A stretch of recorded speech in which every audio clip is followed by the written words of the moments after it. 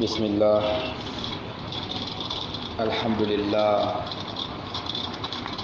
الذي جعل الصيام جنة وسبب موصل إلى الجنة والصلاة والسلام على من قال الصوم جنة صلى الله عليه وعلى آله وأصحابه ومن تمسك بسنته وسار على نهجه إلى يوم يبعثون وسلم تسليما كثيرا وبعد. يقول الله جل وعلا: يا أيها الذين آمنوا كتب عليكم الصيام كما كتب على الذين من قبلكم لعلكم تتقون أيام معدودات. وقال صلى الله عليه وسلم: إذا جاء رمضان فتحت أبواب الجنة وغلقت الأبواب النار وصفدت الشياطين. Nous commençons au nom d'Allah en remerciant Allah subhanahu wa ta'ala qui a fait de jeûne un bouclier et un moyen facile d'accéder au paradis. Qu'Allah prie sur le prophète, lui qui a dit le jeûne est une protection contre l'enfer. Que la salutation d'Allah et ses bénédictions soient sur lui et sa famille et sur tous ceux qui vont le suivre jusqu'au jour de la résurrection. Remercions Allah une fois de plus qui nous a permis donc de finir la prière prescrite dans la Jama'a et de nous asseoir pour continuer donc sur notre livre que nous avons commencé hier, parlant donc sur la jurisprudence du jeûne du mois de Ramadan. Nous avons hier pris la définition du mois de Ramadan, l'indiscrimination et sa définition dans la législation islamique, le verset et le hadith y référent. On a parlé donc de la prescription du jeûne et les phases de la prescription. Et on s'est dit ici que le jeûne a été prescrit à 3 étapes. Première étape facultative, deuxième étape obligatoire mais au choix, et la troisième étape qui est devenue donc une obligation pour tous ceux qui vont remplir les conditions. On a aussi pris hier le mérite du mois de Ramadan. Et parmi donc le mérite, nous avons parlé d'un long hadith où le prophète sallallahu alayhi wa sallam disait dans le hadith à titre divin que le prophète sallallahu alayhi wa sallam, Allah a dit que tous les actes du fils d'Adam l'appartiennent sauf le jeûne. Il dit fa innahu li wa ana ajzi bi. Parce que le jeûne c'est pour moi et c'est moi qui donne la rétribution. Il dit également wasiyam junna, et que le jeûne est une protection. Et dans ce hadith il dit iza kana yawmi sawmi ahdikum, si l'un de vous jeûne, il ne doit pas donc prononcer des paroles obscènes ni des insultes. Et si quelqu'un le provoque, il dit je suis jeûneur ou je jeûne. Et le prophète par la suite dit je jure par celui qui détient mon âme entre ses mains que l'odeur de la bouche d'un jeûneur est plus agréable auprès d'Allah subhanahu wa ta'ala plus que le parfum misk, c'est-à-dire le parfum qu'on trouvera au paradis. Et il disait également que le jeûneur a deux joies. Une première joie quand il déjeune le soir ou bien quand il va finir tout ce mois de Ramadan, il va dégager une joie. Et la deuxième joie, quand il va rencontrer son Seigneur, il sera content de son jeûne, c'est-à-dire du mérite du jeûne qu'Allah subhanahu wa ta'ala va lui réserver. Nous avons pris encore un deuxième hadith parlant toujours des mérites du jeûne en disant: lorsque le mois de Ramadan entre, les portes du paradis s'ouvrent, les portes de l'enfer se ferment et tout le Satan sont enchaînés. Voilà où nous sommes arrivés hier. Et on a commencé, frère, en islam, par les étapes ou les degrés au niveau de jeûne. Nous avons dit que le jeûne a plusieurs niveaux, ou les jeûneurs. Ce n'est pas tous ceux qui vont jeûner le Ramadan qui auront donc le même niveau ou le même degré. Chacun aura donc le degré mérité en fonction de ses actes et ses actions posées pendant le Ramadan. Et on a donc dit que l'islam, salas maratib, que le jeûne a 3 niveaux, 3 étapes. La première étape, c'est somo humum, c'est le jeûne commun ou le jeûne de commun.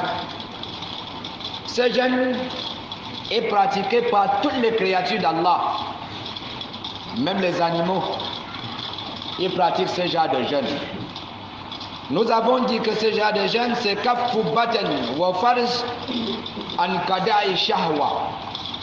C'est s'abstenir ou empêcher ton ventre et ta partie intime de satisfaire leurs désirs. Quand tu te prives de manger et de boire, ici on dit que tu as fait un jeûne de commun. Nous avons commencé donc à décrire ceux qui sont dans le jeûne de commun en disant que qismu mina muslimin yasumuna anil muftirat. Ce sont donc les groupes de musulmans qui jeûnent mais s'empêchent seulement de tout ce que Allah a interdit. Min tulu il fajri ila ghurub shamsi, dès l'apparition de l'aube jusqu'à la disparition du soleil. C'est-à-dire il se prive de ce qu'il peut ou de ce qu'il peut donc l'empêcher de jeûner. Il se prive de la boisson, de la nourriture et même de la poche en elle.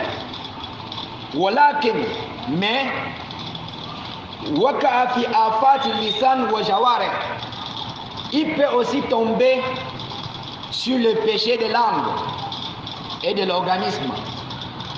Fatajidahu sa'iman walakinnahu yaqtabu muslimin. Tu vas le trouver, ce musulman, en train de jeûner, mais il médit sur le nom des musulmans. Il jeûne et il médit. Wa ya'mal nama'im wa dasa'is baina muslimin. Il pratique aussi la calomnie et l'espionnage entre les musulmans. C'est-à-dire le jeûne ne l'empêche pas d'être un calomniateur ou celui qui espionne les musulmans.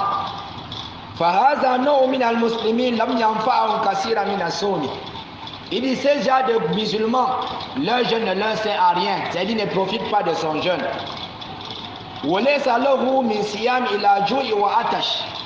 Et il n'a de mérite du jeûne que la soif et la famine. C'est-à-dire celui-là qui ne s'empêche pas des interdits de la langue et du corps. Ce qu'il a comme profit, c'est la famine et la soif. Fana Nabi sallallahu alayhi wa sallam an hadha no min asiyam. Fakal, le prophète a interdit ces genres de jeûne. C'est-à-dire ceux qui ne se privent que de la nourriture et le reste, ils peuvent faire. Ils peuvent mentir, ils peuvent voler, ils peuvent calomnier, ils peuvent infatuer, ils peuvent se retrouver dans le foufoiement, ils peuvent être un paresseux. Tout ça, toutes ces maladies, ils se retrouvent dedans en commettant jusqu'à l'infatuation et l'ostentation. Le prophète interdit ce genre de jeûne en disant: Man lam yada qawla zur celui qui ne laisse pas des paroles mensongères. Fallait salillahi haja. Allah n'a pas besoin qu'il abandonne sa nourriture et sa boisson. Donc Allah n'a pas besoin que tu ne cesses de manger ou de boire, tant que tu seras donc parmi ceux-là qui vont continuer à faire des actes que nous avons précités. Wakala Nabi sallallahu alayhi wa sallam, Rubba sa'im khazza min siyamihi ju' wa atish. Il dit c'est peu que le jeûneur ou ces gens de jeûneur n'a pour récompense que la famine et la soif. Haza kismu awal fakada fakat ani akl wa shurb wa ghayr zalik. Il dit ces gens de groupe où le premier niveau de jeûne, il n'abandonne que la nourriture et la boisson. Voilà donc le premier niveau de jeûne, le jeûne de commun des gens. Il faut qu'on s'évite d'être au premier niveau, parce que ceux qui sont au premier niveau n'ont pas de jeûne. Ils pèsent maintenant et classent, n'est-ce pas, tes anciens jeunes. C'était au premier niveau. Si c'est encore au premier niveau, fais un effort de prendre le deuxième niveau. Le deuxième niveau, ce sont nos khoussous. C'est les jeunes ou un jeune spécial. Les jeunes des spéciaux. Waqaful lisan wal yad wa rijl wa sam'i wal basar wa sa'ir jawari an asam. Ce deuxième niveau, c'est le jeûne de la langue. C'est-à-dire, non seulement tu te prives de la nourriture, de la boisson et de la poche charnelle, mais tu fais gêner ta langue.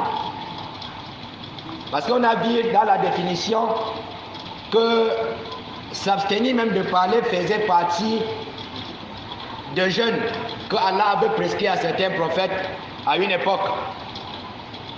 Donc ici on dit, pour atteindre le jeûne spécial, il faut faire gêner ta langue.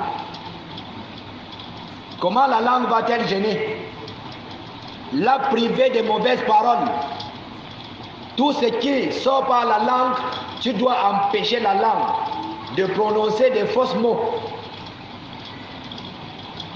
des mensonges, des calomnies, des faux témoignages.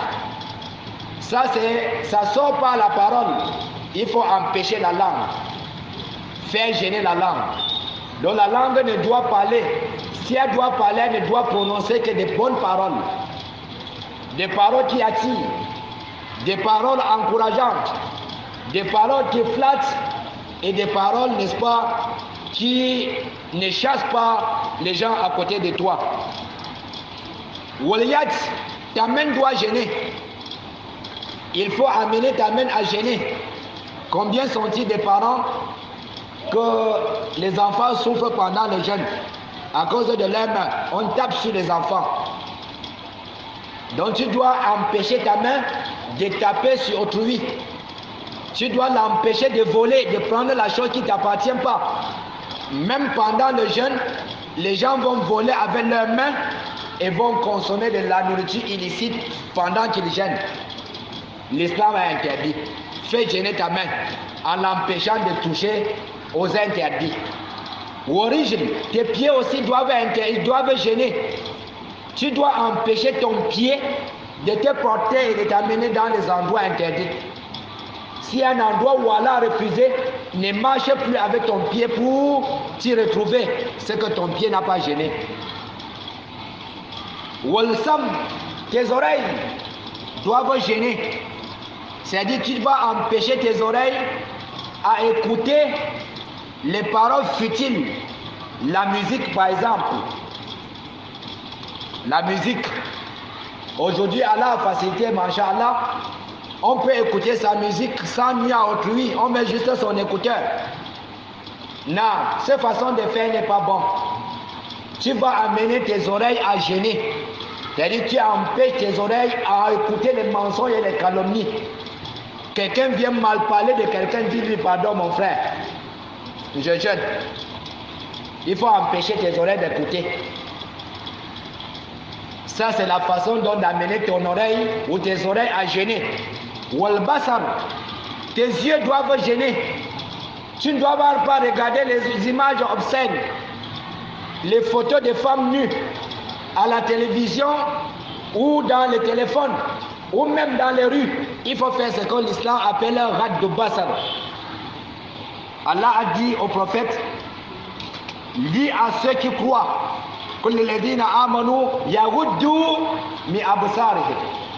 demande aux croyants de baisser leur regard. Donc surtout pendant le Ramadan, le regard doit être baissé pour t'empêcher donc de regarder des choses interdites. Et on doit aussi encourager nos femmes et nos filles à bien s'habiller pour ne pas propager donc le péché à l'intérieur, commettre le péché et permettre à ce que d'autres personnes commettent le péché à partir d'elles.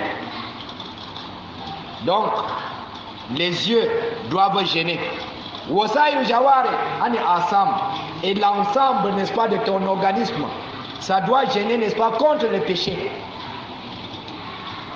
Amène tout ton organisme à jeûner. C'est ça donc le deuxième degré de jeûne. Il dit, ceux donc qui seront ainsi vont grimper en échelon, en étape. Ils vont prendre donc le deuxième degré devant Allah subhanahu wa ta'ala. Ce sont ceux-là qui sont déjà en train de voir leur jeûne accepté, parce qu'on a amené tout l'organisme, tous ses sens à jeûner. Troisième degré de jeûne.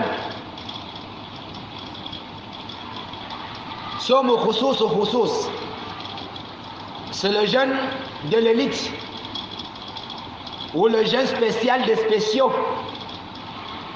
C'est aussi un autre degré, un niveau élevé des jeûneurs qu'on va trouver pendant le Ramadan. Mais comment faire donc pour atteindre ce degré? Ce sont ceux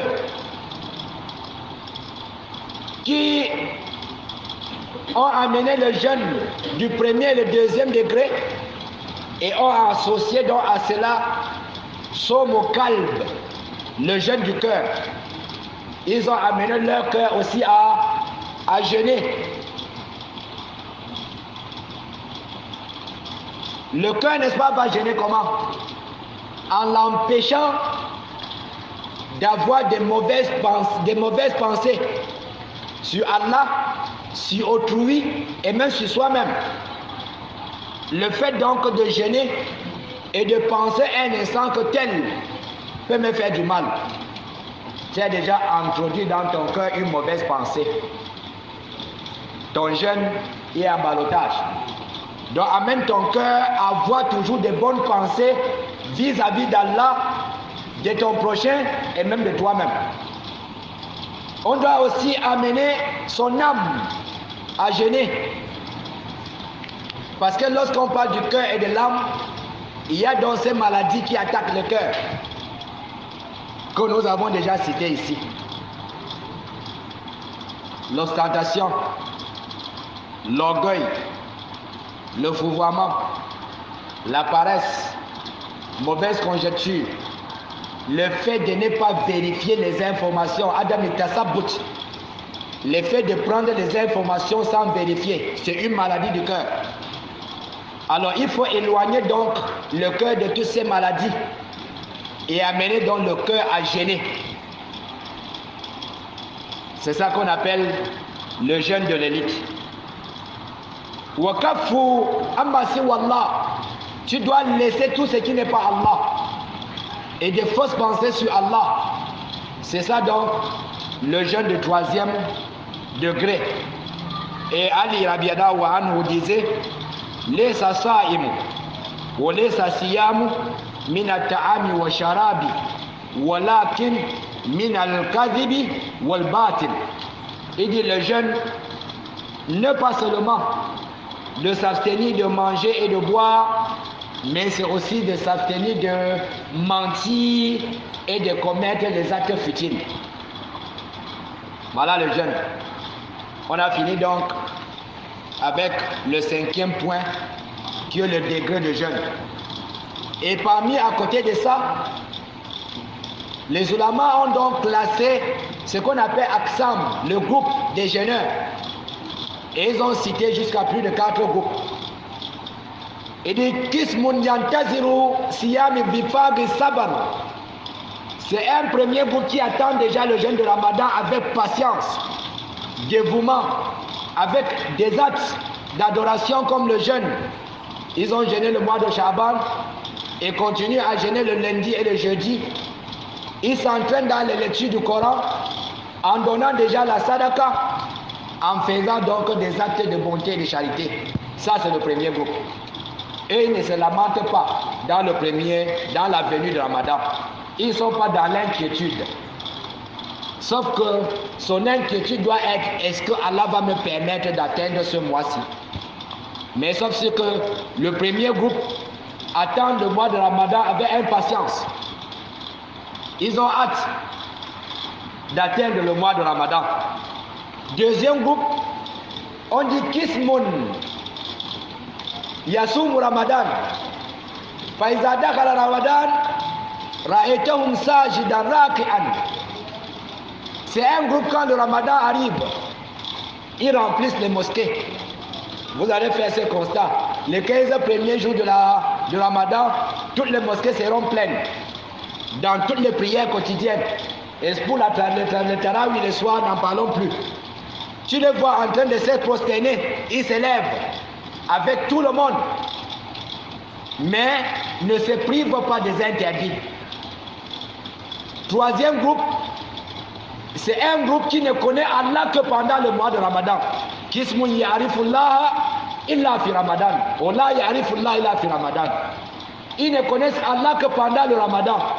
C'est-à-dire en dehors du mois de Ramadan, ils s'en foutent des jeûnes. Ils s'en foutent de la sadaqa, de la lecture du Coran. Mais quand le Ramadan arrive, c'est le mois où il doit, n'est-ce pas, regagner la mosquée pour la prière. Il doit ouvrir le Coran pour lire. Il peut faire le jeûne de sadaqa. Faïzan salah Ramadan, adu ila makanu alayhi kab Ramadan. Mais quand le Ramadan finit, il retourne sur ses pas. Il revient sur sa position initiale où il était avant le Ramadan. Imam Shafi'i a dit de ce groupe, Bi'san qawmin la ya'rifuna Allah illa fi Ramadan. Il dit quelle mauvaise personne qui ne connaissent Allah que pendant le Ramadan. Ça, c'est un autre groupe. Kismun la ya'rifullah la fi Ramadan ou la fi ghayr Ramadan. C'est un groupe qui ne connaît Allah ni pendant le Ramadan ni après le Ramadan. C'est-à-dire qu'il ne connaît pas Allah. Et le Ramadan pour lui paraît comme le reste des jours qu'Allah nous épargne d'être, n'est-ce pas, parmi ces groupes. Kama kutiba ala alladhina min qablikum la'allakum tattaqun. Ayyama ma'dudat. Nous remercions Allah subhanahu wa ta'ala qui a fait de jeûne de mois de Ramadan une prescription formelle pour les croyants. Que la salutation et la bénédiction soient accordées à l'élu de la nation, le prophète Mohammed, sur sa famille et ses compagnons, et sur tous ceux qui suivront sa voie jusqu'au jour de la résurrection. Allah subhanahu wa ta'ala nous interpelle dans sa parole en disant: ô vous qui avez cru, le jeûne du mois de Ramadan vous a été prescrit comme cela l'était à ceux avant vous, afin que vous atteigniez donc la piété. L'objectif, chers frères en islam, est d'atteindre la piété, c'est-à-dire augmenter les grades devant Allah sur ce que nous avons. Raison pour laquelle nous devons donc faire un effort d'apprendre et de connaître ce qui tourne autour du jeûne avant, n'est-ce pas, l'arrivée de ce mois. Nous avons entrepris parler sur le condensé de ce livre qui est édité par Abi Bushra Ilyasin, parlant donc de la jurisprudence du jeûne. Nous avons donc pris la définition du jeûne du mois de Ramadan, la définition linguistique, ainsi que la définition législative. Les versets, n'est-ce pas, de la prescription, les phases du jeûne, les mérites du jeûne du mois de Ramadan, le degré du mois de Ramadan, et nous avons également pris les conditions. C'est après, nous sommes donc arrêtés après avoir fini les conditions. Et on se dit en passant que les conditions du jeûne du mois de Ramadan étaient divisées en deux parties. La condition obligatoire et la condition de validité. Parlant donc de la condition obligatoire, on a cité al-Bulugh, c'est-à-dire atteindre l'âge majeur ou l'âge du raisonnement. Tout enfant qui n'est pas encore adulte, le jeûne du mois de Ramadan n'est pas interdit pour lui. Mais nous avons dit l'islam encourage le parent à inciter donc ses enfants à jeûner et apprendre donc à jeûner, à s'habituer. Deuxième condition obligatoire, on a parlé de al-aql, le raisonnement, ou avoir un esprit saint. Lorsqu'on a l'esprit saint, on peut donc adorer Allah subhanahu wa ta'ala en toute connaissance de cause. Troisième condition obligatoire, on a parlé de siha, qui est la santé. Donc il faudrait être en bonne santé avant de jeûner, pour dire que le malade est exempté, n'est-ce pas, de jeûne, il n'est pas tenu de jeûner. Il y a Akiyam, le fait d'être un résident. On a dit que le jeûne n'est pas obligatoire pour un voyageur. Le voyageur, n'est-ce pas, a la permission de déjeuner et de rembourser, n'est-ce pas, ultérieurement. Voilà donc les 4 conditions obligatoires pour jeûner. Maintenant, les conditions de validité. On a l'islam. Pour que donc le jeûne soit accepté, il faut être un musulman. Un non-musulman, même si jeûne plus de 30 jours et respecte toutes les règles, les conditions que nous venons de citer en haut, n'étant pas un musulman, son jeûne ne sera pas accepté. On a parlé de Duhul Zaman. Il faut que le temps arrive. On ne peut pas donc entreprendre de jeûner le Ramadan maintenant, parce que la période du Ramadan n'est pas encore arrivée. Donc il faut donc l'entrée du mois de Ramadan pour que ton jeûne soit valide. On parle donc de Zaman ici, yani Shahru Ramadan. On fait allusion donc au mois de Ramadan. On a donc dit aussi en troisième qu'il faut être dans une situation qui ne t'empêche pas de jeûner, comme la femme qui sera en situation de menstruer ou de locher. Donc cette femme, même si elle jeûne, son jeûne ne sera pas validé parce que sa situation ne la permet pas d'être en état de jeûne, ou elle est donc exemptée du jeûne du Ramadan jusqu'à ce qu'elle se purifie. Donc voilà aussi les 4 conditions de validité, n'est-ce pas, du jeûne que nous avons eu à prendre, n'est-ce pas, dernièrement. Aujourd'hui, donc, nous continuons sur le point que nous avons commencé, le 7e point, qui est Arkan Siyam, le pilier du jeûne.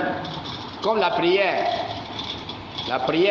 a ses piliers, la foi a ses piliers, même ce qu'on appelle Ahsan, la perfection dans l'islam a ses piliers. Mais le pilier, n'est-ce pas, de l'islam, sont au nombre de combien? Un grand. On a combien de piliers de l'islam? 5 piliers de l'islam. Donc l'islam a 5 piliers. Si vous voulez, on peut s'hasarder de citer, n'est-ce pas? Quels sont les piliers de l'islam? Premier pilier. Ashhadu an la ilaha illallah. Non. Si tu dis Ashhadu an la ilaha illallah, tu t'arrêtes là, c'est que tu n'as pas cité le premier pilier. Non. Premier pilier, Ashhadu an la ilaha illallah, vraiment. Wa ashhadu anna Muhammadan Rasulullah. Voilà donc le premier pilier. Et il faut compléter avec le prophète Muhammad sallallahu alayhi wa sallam. Tant que Muhammad sallallahu alayhi wa sallam n'est pas mentionné dans le premier pilier, c'est que ce n'est pas le pilier de l'islam. Donc on a le premier pilier qui consiste à témoigner qu'il n'y a point de divinité ni d'adoration et c'était Allah et que Muhammad est son messager, son envoyé, parce qu'il y a un décret de nomination qui fait de lui un prophète. Allah dit dans Suratul Fath, Muhammadun Rasulullah walladhina ma'ahu, jusqu'à la fin. Muhammad est le messager d'Allah. Voilà le décret qui fait de lui donc un prophète. Deuxième pilier, c'est la prière. Troisième pilier, la zakat. Quatrième pilier, le hajj. Cinquième pilier, le ramadan. Toi, tu as pris dans le sang du hadith de Ibn Omar. Mais sinon, leur jeûne de ramadan passe avant le périnal, lorsqu'on est en train de citer. Voilà donc le pilier de l'islam. Alors, le jeûne de ramadan qu'on est en train d'évoquer ici est l'un des piliers de l'islam, mais lui aussi l'un des piliers. Tel qu'on ne peut pas prétendre être un musulman sans pilier. On ne peut pas avoir une maison comme celle-ci, sans pilier, sans base. Sinon, la maison ne va pas tenir debout. Donc, si l'islam doit se tenir debout, il faut ses piliers. Si le jeûne du mois de Ramadan doit aussi être le jeûne debout, il faut quoi? Il faut le pilier de jeûne. Wasiyamu fardi. Naam. Wa lisiyami arkan asasiyani. Et le jeûne a deux piliers fondamentaux. Deux. On a quoi? On a al-zaman wa niyya. On a al-zaman, le temps et l'intention. Voilà les deux piliers du jeûne. S'il n'y a pas l'intention, le jeûne ne sera pas accepté. Wa awal, urukunu awal, azamanun huwa ala kismain. Et le premier pilier est divisé en deux piliers aussi, en deux sous-piliers. On a zamanu hujub, le moment obligatoire, parce qu'il y a un moment où le jeûne devient obligatoire. Wa zamanu imsak, et le moment d'abstinence. Il faut ces deux piliers. Du sous-pilier qui est le temps. Le temps, c'est le mois de Ramadan. Si le mois de Ramadan est arrivé et qu'on a témoigné que le jeûne est là, ça veut dire le premier pilier est rempli. Deuxième pilier, il faut atteindre le temps de l'abstinence. Et l'abstinence dans le mois de Ramadan commence de quand à quand? Ça là, on a déjà vu lorsqu'on passait derrière. Lorsqu'on prenait la définition, on a dit imsak, s'abstenir de boire, de manger, de faire des rapports charnels et de tout ce qui est interdit, commence quand? Depuis l'apparition de l'aube jusqu'à la disparition complète du soleil. Voilà donc le moment d'abstinence. Ça veut dire que si vous voyez quelqu'un qui va entreprendre de jeûner dans la nuit, il faut questionner, n'est-ce pas, son état d'esprit. Si quelqu'un te dit dans la nuit, en plein moment, comme ça, là, à cette heure-ci, qu'il est en train de jeûner, il faut qu'on note qu'il y a quelque chose qui ne va pas très bien. En se fouille bien, on va constater qu'il a quelque chose qui le dérange. Pourquoi? Parce que le jeûne, l'abstinence commence dès l'apparition de l'aube jusqu'à la disparition du soleil. À partir de la disparition du soleil jusqu'à la prochaine l'aube, c'est le temps où il faut faire tout ce qui était auparavant interdit.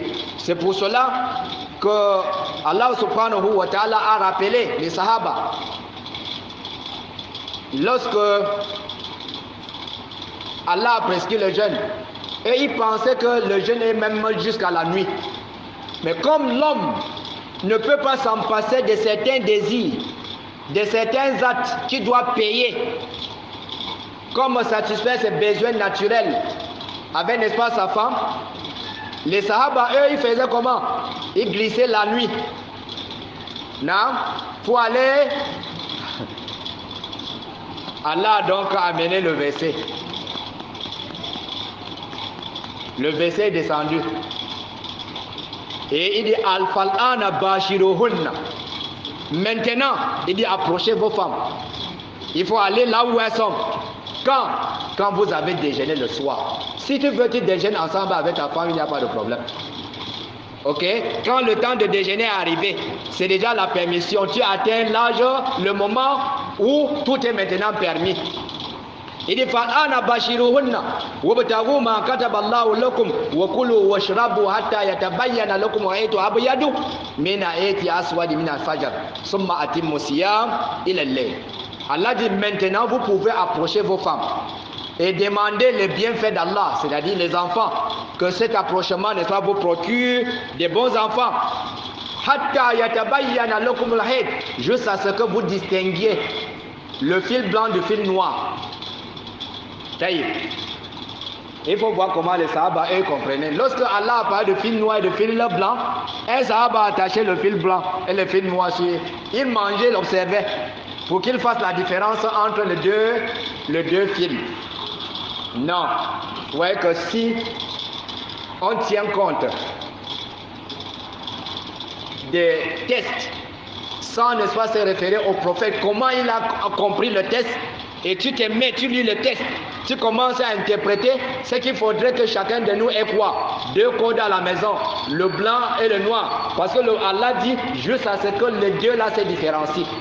Tu puisses connaître que ici c'est le fil blanc et ici c'est le fil noir. Mais est-ce que c'est ça la compréhension? Le prophète nous a donc expliqué que le fil noir, c'est l'obscurité de la nuit qui est chassée par le fil blanc qui est la lueur du jour qui est en train donc de se faire ressentir. Donc c'est pour qu'on puisse distinguer que maintenant la nuit est en train de disparaître et que le jour s'installe. C'est à ce moment, c'est de là que Allah subhanahu wa ta'ala parle du fil blanc et le fil noir. Il dit summa atimmu siyam ila al-layl, jusqu'à ce que compléter le jour jusqu'à la tombée de la nuit. Les gens jusqu'à l'aile, jusqu'à la nuit. Non, si tu comprends aussi comme ça, non, sans se référer au prophète et à ses compagnons et à leur compréhension, tu vas aussi t'égarer. La nuit c'est quand? L'islam a une définition de la nuit. Ce n'est pas toi et moi qui définissons en islam ce qu'on appelle la nuit. La nuit en islam commence quand? Dès le moment où on a le riyab et shafaq et ahmar, quand on a les lueurs rouges, quand les rayons rouges du soleil est en train de disparaître complètement, c'est déjà la nuit. C'est pour cela que la prière de Maghrib que nous venons de célébrer est appelée et classée parmi les prières de la nuit. Quand on priait Maghrib, c'est déjà la nuit. Mais elle est parmi la prière de la nuit parce qu'elle atteint déjà la limite de la nuit, l'entrée de l'heure de la nuit. Et jusqu'à ce que Hassan Basri explique la prière de Asr, faisant comprendre que comme la limite du jour et le début de la nuit. C'est pour cela qu'il explique en disant que celui qui a raté la prière de Asr, la mort est méritant pour lui que la vie.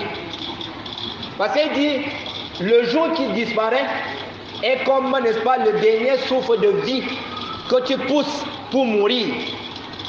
Donc la nuit, le jour qui disparaît, c'est ta vie qui est en train de partir, et la nuit qui vient après, n'est-ce pas, la prière de Asr, c'est quoi? C'est ta mort qui se prononce.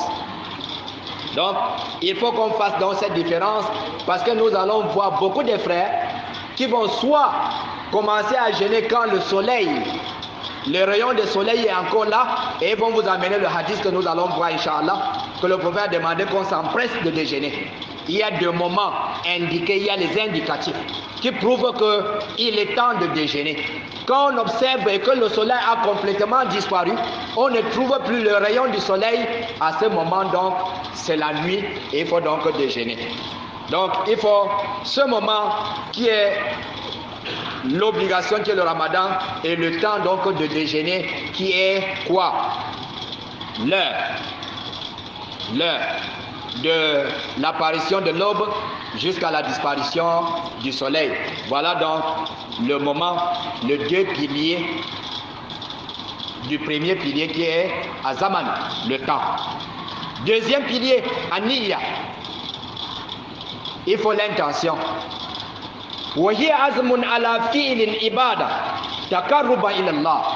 C'est l'intention de poser un acte d'adoration rien que pour Allah ou bien pour se rapprocher d'Allah. Donc on doit faire avoir l'intention. Celui qui a l'intention de venir prier juste pour fuir le bruit de ses enfants à la maison, raison pour laquelle il sort pour venir prier à la mosquée, il n'aura pas la récompense de la prière de la Jama'a. Parce que l'intention c'est quoi? Ce fricourt ne lui dérange pas à la maison. Vous voyez que l'intention dans chaque acte est important.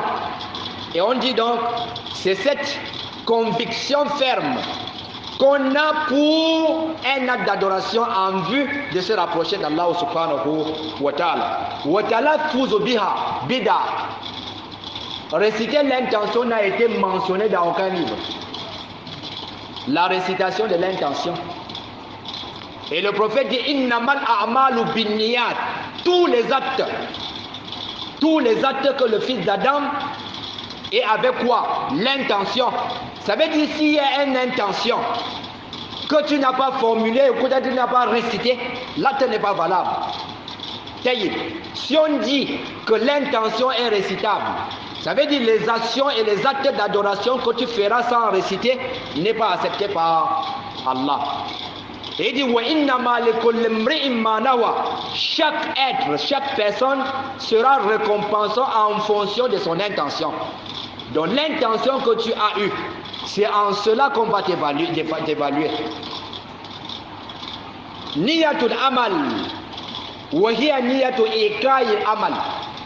On a donc dans le Ramadan l'intention de l'acte. C'est cette intention que tu auras pour l'acte du Ramadan. Mettre en exécution le Ramadan.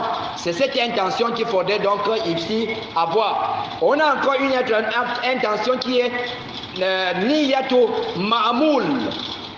Wa huwa hiya niyatun tawhidu amalillah. C'est l'intention de poser l'acte pour qui? Pour Allah. Maintenant, si ces deux intentions ne sont pas là, l'intention de poser l'acte et l'intention de poser l'acte pour Allah, il faut ces deux intentions. S'il n'a pas, l'acte ne sera pas accepté. C'est-à-dire c'est unifier l'acte pour que ça soit exclusivement lillahi wahdahu la sharika Allah, pour Allah seul qui n'a pas d'associé. C'est pour cela le prophète sallallahu alayhi wa sallam disait man amila amalan ashraka ma'i fi ngeri taraktuhu wa shirku. Le prophète dit que celui qui pose un acte et il associe dans l'acte quelqu'un d'autre qui n'est pas Allah, Allah dit quoi? Taraktuhu wa shirku. Je l'abandonne avec son associé. Donc, méfions-nous quand on parle de l'intention. Il y a beaucoup d'actes qu'on risque poser et ce n'est pas mentionné parce que l'intention n'est pas matérialisée. Et il faut donc que cette intention ait lieu pour Allah et pour l'acte qu'on est en train, l'intention de l'acte qu'on est en train de poser, et on pose cet acte pour qui? Pour Allah subhanahu wa ta'ala. Pour ce qui est de la Ramadan, le prophète sallallahu alayhi wa sallam dit dans ce hadith qui est rapporté par Absalaf, femme du prophète sallallahu alayhi wa sallam, radiallahu anha, qui dit man lam yubayyin siyam min al-layl fala siyam Allah. Celui qui n'exprime pas, qui n'a pas eu la conviction de son intention dès la tombée de la nuit, c'est-à-dire à séparer un, il attend le matin, voilà siyam Allah, il n'aura pas de jeûne.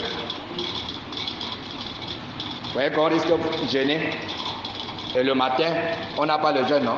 Suivons bien.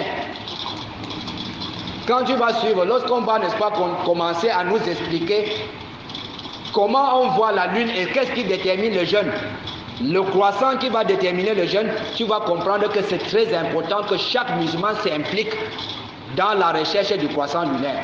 Parce que si tu t'amuses, le jour là va passer gratuitement. Tu vas te relever à 4 heures le matin ou à 5 heures quand on est en train de prier, on te dit que les gens ont jeûné. Toi, tu vas jeûner alors que tu n'as pas le jeûne. Parce que l'intention du jeûne se prend dans la nuit, avant le matin. Avant le matin.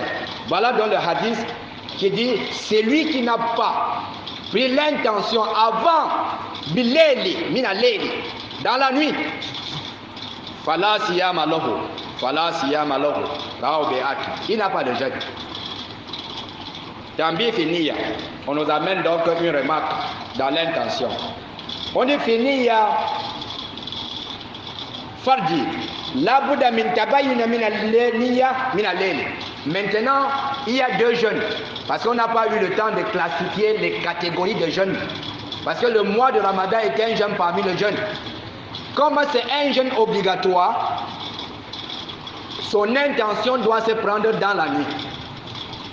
Alors que le jeûne surérogatoire, comme le jeûne de lundi et jeudi, le jeûne de 3 jours, le jeûne de Ashura, le jeûne de Arafat, tous ces jeûnes qui sont les jeûnes facultatifs, il est donc permis que tu prennes l'intention même vers les 8 heures. Je parle du jeûne surérogatoire en dehors du Ramadan, qui est un jeûne obligatoire où l'intention doit être prise dans la nuit. Les restes, n'est-ce pas, de jeûne surérogatoire peuvent donc avoir l'intention quand même dans la journée. Parce qu'on a vu le prophète sallallahu alayhi wa sallam le faire.